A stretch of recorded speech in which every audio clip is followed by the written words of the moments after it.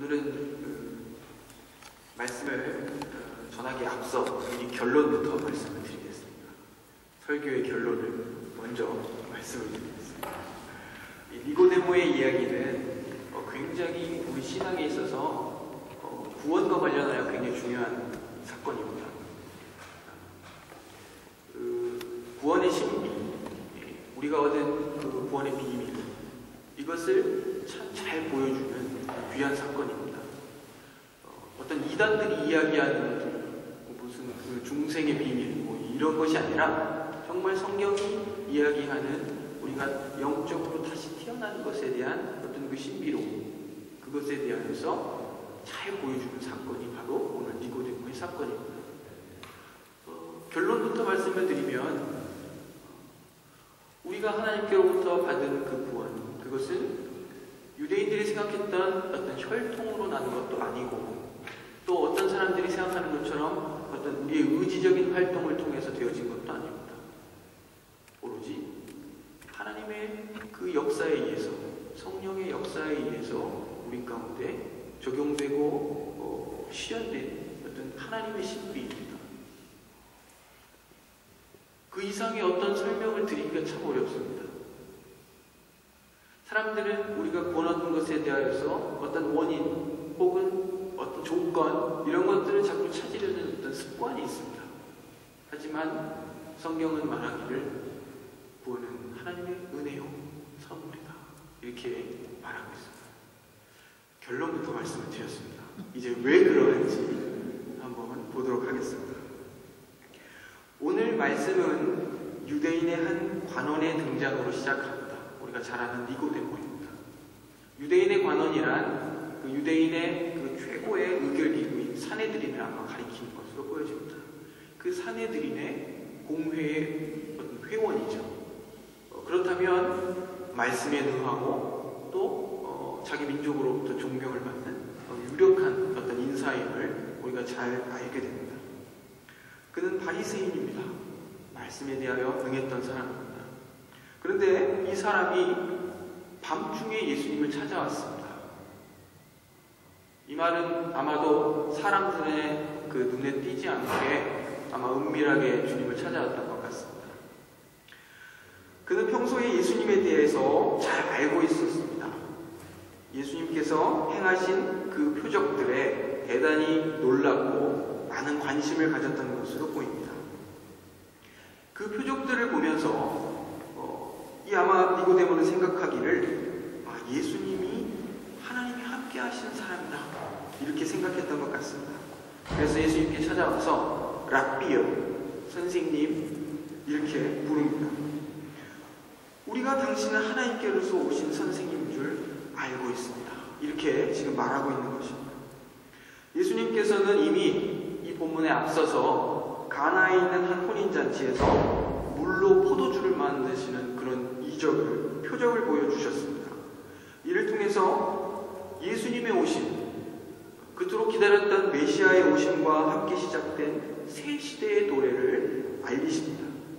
또한 예수님은 예루살렘 성전에 들어가십니다.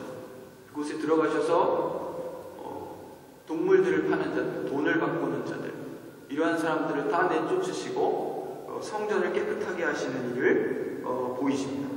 이것은 성전의 기능을 일시적으로 중단시키시는 겁니다. 이것은 굉장히 의미가 큽니다. 성전이 막 활발하게 그 기능을 하고 있는데 예수님 들어가셔서 돈 바꾸는 자들을 다 내쫓으시고 동물을 파는 자들을 다 내쫓으시고, 그럼 성전의 기능이 일시적으로 멈추겠죠. 이건 짜이신입니다. 이것도 어떤 의미를 갖고 있냐면, 지금까지 그곳에서 시행되던 그 속죄의 제사를 통해서 대속의 필요성을 그 성전은 늘 보여주었습니다. 구원의 필요성, 우리의 죄의 씻음이 필요하다, 이것을 보여주었습니다. 그리고 그 성전은 또한 하나님의 임재를 소망하도록 했습니다. 성전은 항상 하나님의 영광이 함께하는 곳이죠. 하나님이 함께하시는 표였습니다. 상징이었습니다. 그런데 이 성전이 이제는 예수님의 오심과 그의 죽음과 부활을 통해서 더 이상 그 기능을 하지 않게 되었다는 것입니다. 이것을 보여주는 것입니다. 더 이상 하나님의 아들이 육신을 입고 오셔서 우리 안에 거하심으로 성전이 피우지 않게 된 것입니다. 이와 같이 예수님이 계속해서 보이시는 그 표적들은 그 표적의 목적은 예수님이 누구며 무엇을 위해 오신 분인가를 계속해서 보여주는 것입니다. 이것이 대단히 중요합니다. 그런데 요한복음 6장 26절을 보시면 이런 말씀이 있습니다. 예수님께서 말씀하시기를 내가 진실로 진실로 너희에게 이르노니 너희가 나를 찾는 것은 표적을 본 까닭이 아니라 먹고 배부른 까닭이로다. 수많은 사람들이 예수님의 표적을 보고 따랐습니다. 예수님이 오병이어의 기적을 보여주시고 수많은 사람들이 예수님의 그 병 고치시는 사역, 귀신을 내어 고치시는 사역 이것들을 보면서 쫓았습니다. 그런데 중요한 것은 무엇입니까? 이러한 표적들이 가리키는 바 예수님이 누구인가? 이것을 보아야 하는데 그 당시에 많은 사람들이 무엇을 보고 쫓았습니까? 먹고 배불러서 예수님을 쫓았다. 이렇게 이야기합니다. 여기서 좀 한 말씀을 드리면 사람들은요 표적을 보면 더 쉽게 믿지 않을까 이런 생각을 합니다. 그렇게 생각하십니까? 표적을 보면 내가 더 쉽게 믿겠다. 지금 내 앞에서 죽은 자가 다시 살아난다면 하나님이 살아계신다. 내가 믿겠다. 이러지 않겠습니까? 그런데 성경을 통해 보면 표적이 반드시 믿음을 가져오는 것이 아닙니다. 표적은 그 표적의 기능으로 예수가 누구인지를 늘 드러냅니다. 하지만 그것을 본다고 누구나 그것을 믿고 하나님께로 나오는 것이 아닙니다. 그런데 착각합니다. 내가 기적을 보고 어떤 표적을 본다면 나는 믿겠다. 그런데 실상 그렇지 않다는 것입니다. 하지만 우리의 신앙, 우리의 개인적인 경험들을 통해서 볼 때에는 그럴 때가 있습니다. 하나님께서 어떤 자를 부르실 때에 그 믿음을 더 확고히 하시고 하나님의 그 사랑과 능력을 보여주시고자 놀라운 일들을 베푸실 때가 있습니다.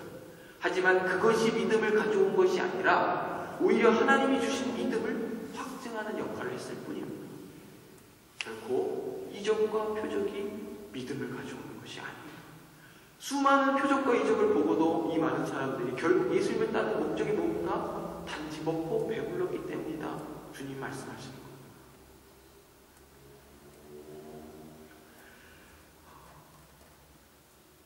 예수님께서 수많은 사람들에게 떡을 먹이신 것은 예수님 자신이 하나님이 주시는 참 생명의 떡임을 보여주시기 위해서였습니다. 그런데 사람들은 그 표적의 의미를 깨닫지 못하고 그저 떡을 먹고 배불러서 주님을 따랐다는 것입니다. 예수님이 오신 목적은 자기 백성을 불러 모으시기 위해서입니다. 우리 요한복음 1장 12절에 보시면 그를 영접하는 자, 곧 그 이름을 믿는 자들에게 하나님의 자녀가 되는 권세를 주시기 위해 주님께서 오셨습니다. 그런데 그들은 어떤 자들이냐면 이렇게 부름받은 자들이 어떤 자들이냐면 13절이 말하기를 혈통이나 육체의 의지나 사람의 의지나 그런 것으로 난 자들이 아니라 오직 하나님에 의해 난 자들이다. 이렇게 이야기하고 있습니다. 이 밤에 예수님을 찾아온 니고데모는 아마도 예수님이 행하신 표적들을 보며 궁금한 것이 굉장히 많았던 것 같습니다. 하지만 친히 그 사람의 속에 있는 모든 것을 아시는 주님, 그 예수님께서는 니고데모가 질문을 하기도 전에 먼저 말문을 여십니다. 진실로 진실로 내게 이르노니 사람이 거듭나지 아니하면 하나님 나라를 볼 수 없느니라. 이것이 바로 니고데모가 가장 궁금해했던 그러한 것이었는데 어떻게 인간이 하나님의 나라에 들어가는가? 이 문제입니다. 예수의 행하시는 표적을 보고도 바리새인이었던 그리고 유대인의 관원이었던 이 니고데모가 구원의 진리를 이해하고 있지 못하고 있다는 이 사실을 우리가 주목해서 보아야 합니다. 그래서 이에 대해서 예수님께서 대답을 주시는 겁니다. 내가 표적을 보고도 이해 못하는 것은 참으로 당연하다. 사람이 거듭나지 않으면 당연히 하나님 나라를 볼 수 없는 것이다. 이렇게 말씀하고 계시는 겁니다. 여기서 하나님의 나라를 본다, 혹은 하나님의 나라에 들어간다, 하나님께로부터 난다, 이러한 말들은 다 구원의 문제를 가리키는 표현들입니다. 당시의 유대인들은 니고데모와 같이 오해를 가지고 있었습니다. 어떤 것이냐면, 장차 어느 날인가 하나님의 나라가 도래할 것이고 그때 하나님의 영이 모든 사람에게 임하게 될 것이다. 여기까지는 요엘서 3장을 따라 우리도 그렇게 믿고 있는 바입니다. 하지만 유대주의가 가르치기를 하나님 나라에 들어갈 권리를 얻기 위해 사람들은 선한 일을 행해야 한다, 이렇게 생각했습니다. 이렇게 해서 일단 하나님의 나라에 들어가면 성령에 의해 새롭게 되고 영원한 생명을 얻게 될 것이다, 이렇게 생각하고 있었습니다. 이러한 이유 때문에 니고데모도 생각하기를 나는 아브라함의 혈통이고 지금 율법을 따라서 그 언약 백성으로서 율법을 잘 준수하고 선행을 행하는 자이기 때문에 마땅히 하나님의 나라가 도래하면 거기에 들어갈 것이다, 이렇게 생각하고 있는 것이죠. 특별히 예수님께서 다시 태어나는 일에 대해서, 이 다시 태어난다는 것은 두 가지 의미를 갖고 있는데, 이것은 위로부터 태어난다는 말입니다. 위로부터 난다. 이 말에 대해서 이해할 수 없었던 것이죠. 니고데모의 경우에는 다시 태어난다, 위로부터 태어난다, 이러한 말에 대해서 니고데모로서는 이해하기 힘들었던 것입니다. 예수님께서 그에게 말씀하십니다. 너는 이스라엘 선생으로 이것에 대해 알지 못하느냐? 사실 니고데모는 유대인의 선생으로서 좀 더 알아야 했습니다. 구약 성경은 말하기를 이스라엘은 마치 죽은 자와 같아서 생명을 소유하지 못하고 있다, 이렇게 기록하고 있습니다. 이스라엘은 마치 그 삭막한 대평원에 이리저리 굴러다니는 마른 뼈와 같다, 이렇게 하나님이 말씀하셨습니다. 만일 이 뼈들이 살아 움직이기 위해서는 그 누군가 생명을 불어넣어 줘야만 하는 것입니다.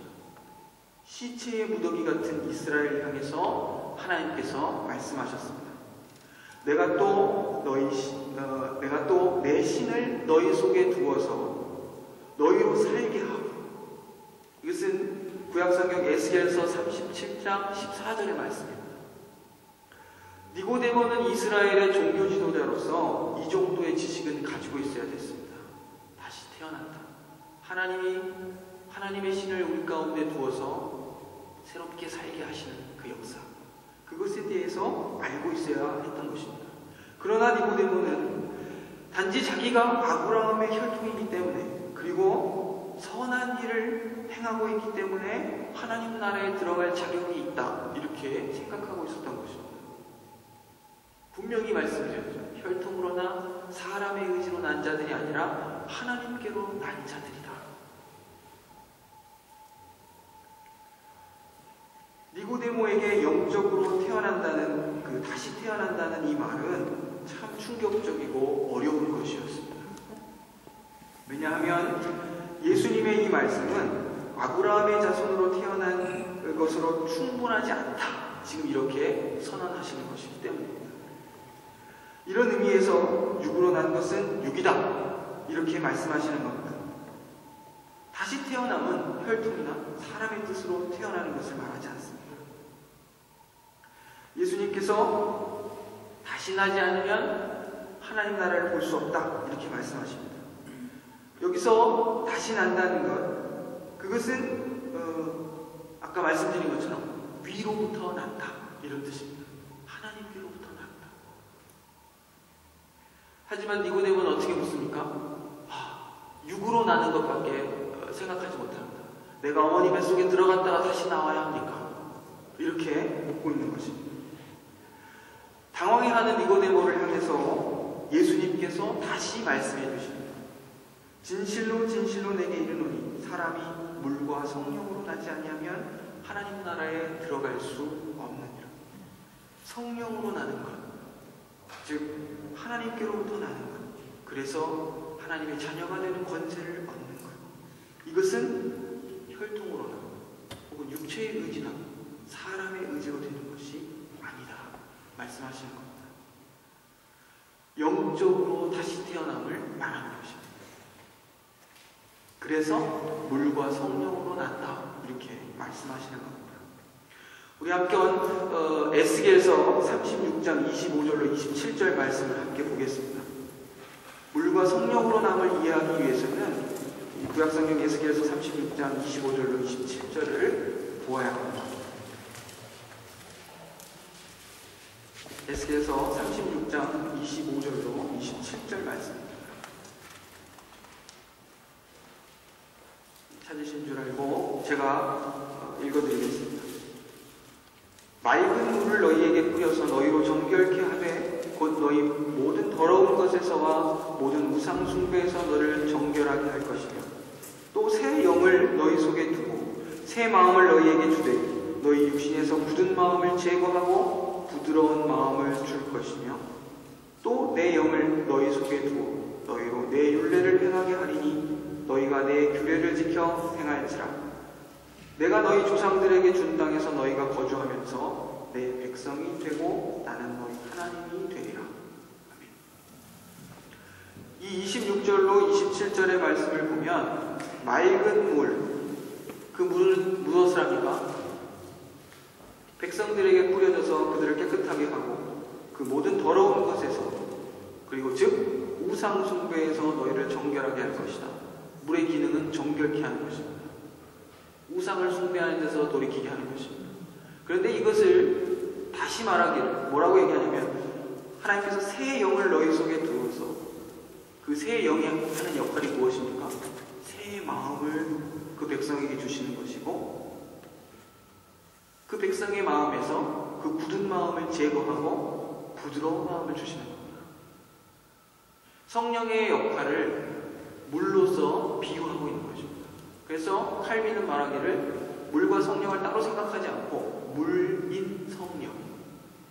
또 우리가 또 다른 성경 본문에 보시면 성령과 불을 또 비교하는 경우도 있죠. 불과 같은 성령. 이 하나님의 영은 또 어떤 역할을 합니까? 27절을 보시면 그 영이 그의 백성 가운데 있어서 하나님의 말씀을 행하게 한다. 이렇게 말하고 있습니다. 성령이 하시는 역할은 새 마음을 주시는 겁니다. 굳은 마음을 제거하고 하나님을 향하여 부드러워진 그 마음을 주고 그리고 성령께서는 우리 가운데 하나님의 말씀을 순종해서 살아갈 그 마음과 의지를 주시는 겁니다.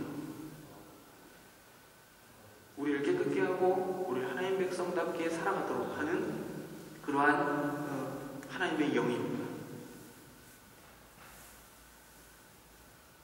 이 말의 핵심은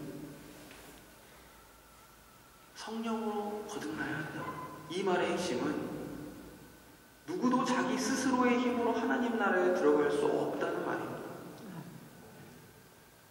누구든지 그곳에 들어가려면 위로부터 다시 창조되어야 한다.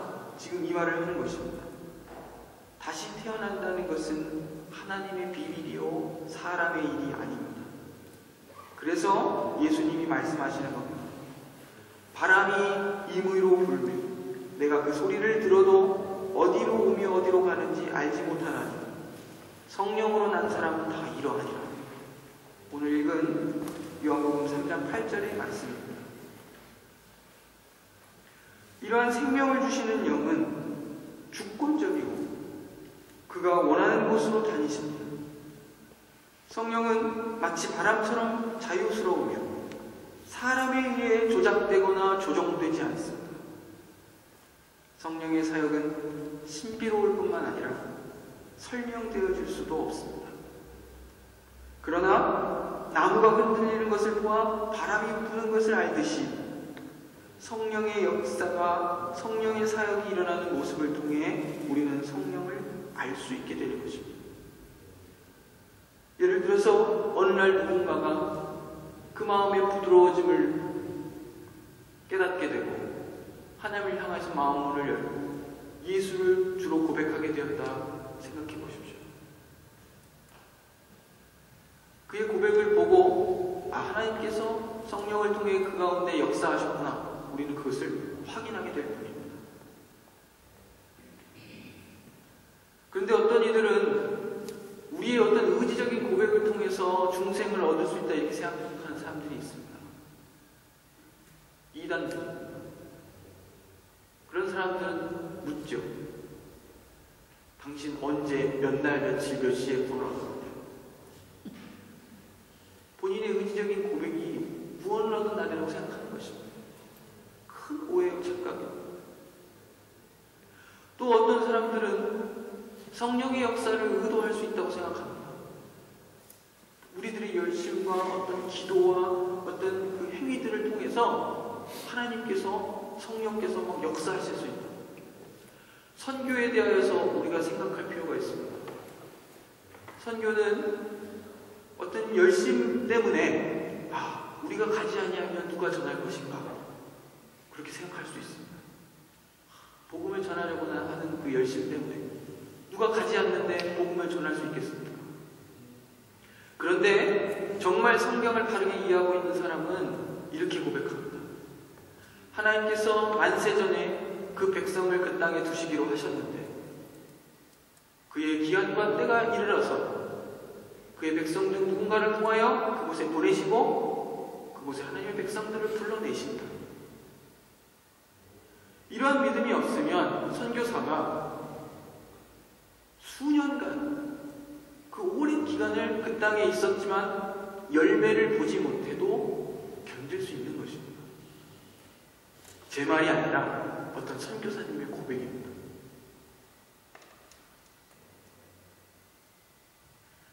하나님의 일하심은 자유로우신 것, 그분의 전적인 뜻에 있는 것입니다. 이 먼 타국 땅 독일에 와 있는 저와 여러분, 우리가 결심하여 이 자리에 와 있는 것 같지만 우리 인생들을 뒤돌아보면 어느 것 하나 우리 뜻대로 되는 것은 없습니다.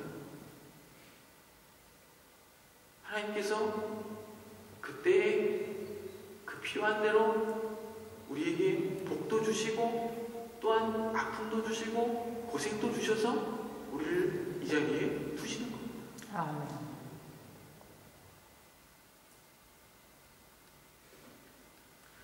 그래서 우리는 하나님 앞에서 늘 겸손해야 합니다. 아멘. 하나님이 우리 인생에 어떤 뜻을 갖고 계시는지 늘 궁금해하고 그 뜻을 잘 받는 것이 우리에게 요구되는 내용입니다.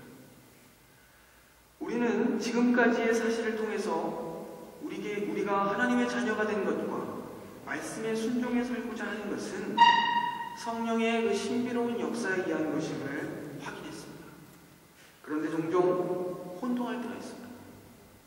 우리가 하나님의 자녀라는 그 인식과 그리스도를 의지하게 된 것, 또 현재 그 신자된 우리의 모습과 그 하나님께 순종하여 살려는 그 경향을 띈 것, 이것이 성령의 역사입니다. 우리의 다시 태어남을 위해 우리가 한 일은 아무것도 없습니다. 그런데 우리는 영적으로 그 다시 태어나서 신자가 된 이후에 말씀에 순종해 사는 그 싸움을 마치 내가 신자가 되는 싸움으로 오해할 때가 있어요. 이미 내가 하나님에 의해서 다시 태어나서 하나님의 백성이 되어 이제 말씀대로 순종해가는 싸움을 이제 싸우게 되는데, 이 하나님의 자녀가 된 이후의 그 순종의 싸움을 마치 내가 하나님의 신자가 되는 싸움으로 오해하는 것입니다. 어떤 부작용이 있냐면, 우리가 살면서 하나님의 말씀대로 늘 승리하고 살아갑니까? 그렇지 않습니다. 참 부족함이 막 드러나고 믿음의 연약함이 드러나고 어떨 때는 참 부끄러울 때도 있고 하나님 앞에 죄송할 때도 있고 형제들 앞에서도 참 부끄러울 때도 있고 이렇습니다. 하지만 우리는 싸움을 싸우고 있기 때문에 우리 안에 그 하나님의 백성으로서의 어떤 그 인식이 새로운 어떤 내적 변화가 있기 때문에 그런 것들을 느끼는 겁니다.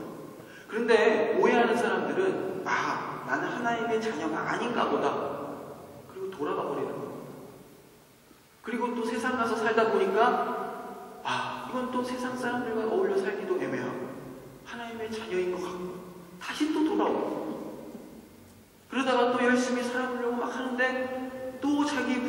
상처가 연약함이 드러나니까 아닌가 보다. 이것은 구원이 하나님의 그 주권적 역사라는 사실에 대한 오해, 그걸 잘 모르기 때문에 발생하는 일입니다.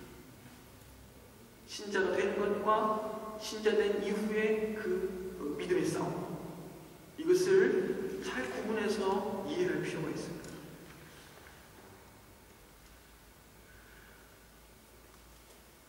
우리가 우리의 부족과 연약함과 실패를 보고 괴로워하는 것은 성령께서 우리에게 새 마음을 창조하시고 영적으로 죽었던 우리를 살리시고 영적인 감각을 갖게 하시기 때문입니다. 니고데모처럼 자신의 행위를 통해 그 나라에 들어갈 자격을 갖추겠다고 생각해서는 안 되는 것입니다.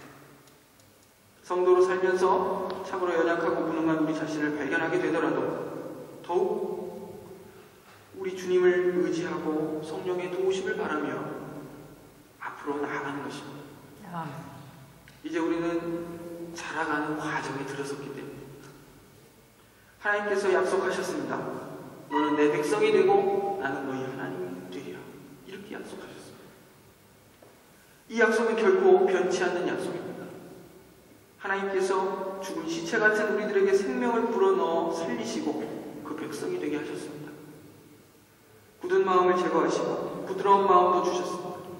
말씀에 순종해 살게 하시고 그리고 영원히 우리의 하나님이 되시겠다고 약속해 주십니다.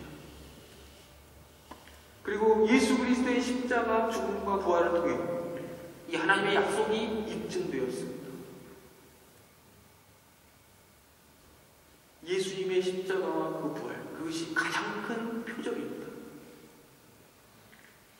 하나님의 의지와 열심이 그 십자가에 점철되어 있습니다. 우리는 이것을 믿는 것입니다.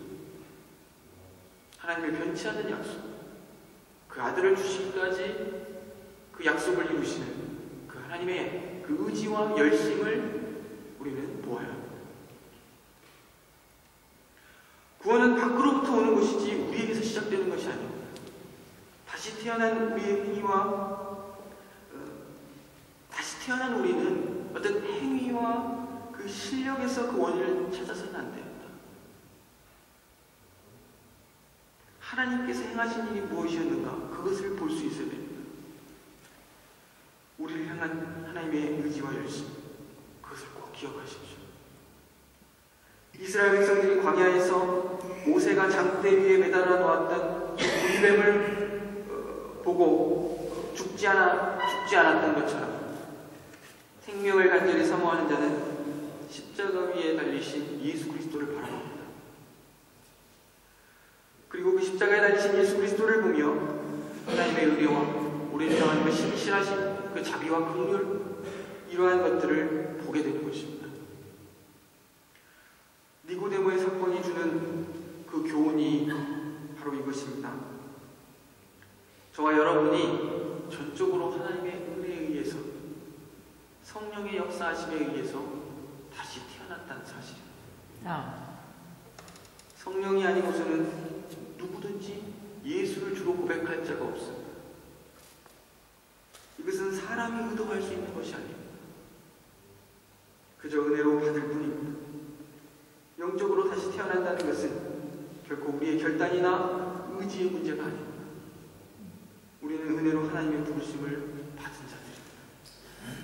이제 우리에게 남은 일은 우리를 부르신 자의 그 부르심에 합당하게 우리를 드리는 것입니다. 이제 성장의 문제가 남아 있을 뿐입니다. 이제 앞으로 이 문제에 대해서도 함께 말씀을 통해 나누기를 원합니다. 이제 비로소 신자로서 애씀과 분투가 우리에게 요구됩니다. 기도하시겠습니다. 하나님, 우리는 이제 성령의 사역을 통해 예수 그리스도의 죽으심과 부활이 가리키는 바가 무엇인지를 깨닫고 하나님의 자녀된 자들입니다. 다시 태어난 자들입니다. 위로부터 난 자들입니다. 영생을 얻은 자들입니다. 하나님과 그의 보내신 자 그리스도를 아는 자들입니다. 우리를 새 생명으로 살리신 하나님께서 이제 우리를 순종의 삶으로 이끄실 것을 믿습니다. 이 순종의 길 위에서 십자가를 바라보며 우리를 향한 하나님의 크고 변함없는 사랑을 확인하고 위로와 용기를 얻게 하옵소서. 예수 그리스도의 이름으로